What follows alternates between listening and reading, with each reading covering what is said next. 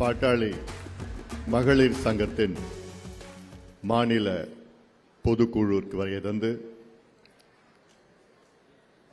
நல்ல கருத்துக்களை சொல்லி அமர்ந்த கட்சியின் பொதுச் செயலாளர் மரியாதைக்குரிய திரு வடிவேல் ராவணன் அவர்களே, கடந்த 108 நாட்களாக தமிழ்நாடு முழுவதும் சென்று தமிழ்நாட்டில் உள்ள மக்களுடைய அவல நிலையை வெளிப்படுத்தி குறிப்பாக பெண்களுக்கும் குழந்தைகளுக்கும் உரிமைகள் வேண்டும் என்று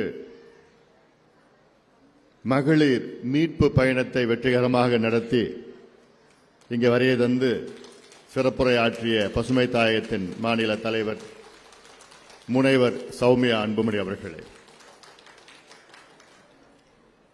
பாட்டாளி மக்கள் கட்சியின் பொருளாளர், பல புத்தகங்களை வெளியிட்டு பல முறை மது ஒழிப்பிற்காக சிறைக்கு சென்ற அருமை சகோதரி திலகபாமா அவர்களே, முன்னாள் சட்டமன்ற உறுப்பினர்கள், அதிலும் குறிப்பாக நமக்கெல்லாம் சக்தி கொடுக்கின்ற சக்தி கமலாம்பாள் அவர்களும் நிர்மலா ராசா அவர்களும் மற்றும் மேடையில் இருக்கின்ற மூத்த நிர்வாகிகளும் கடந்த 30 ஆண்டு காலமாக நினைச்சு பாருங்க.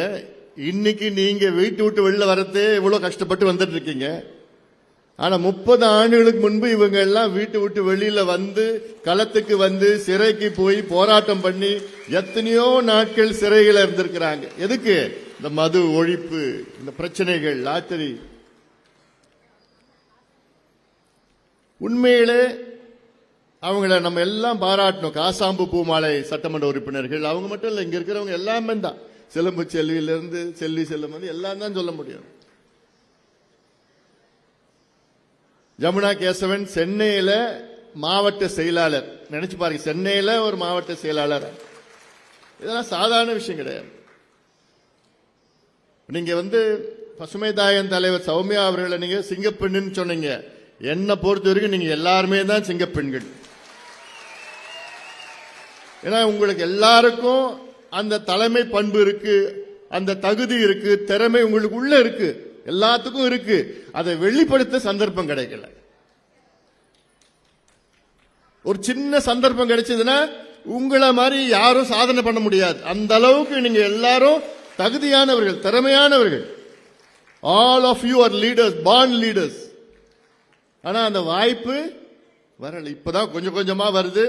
இனி நம் காலம், உங்களுடைய காலம், நம்முடைய காலம்.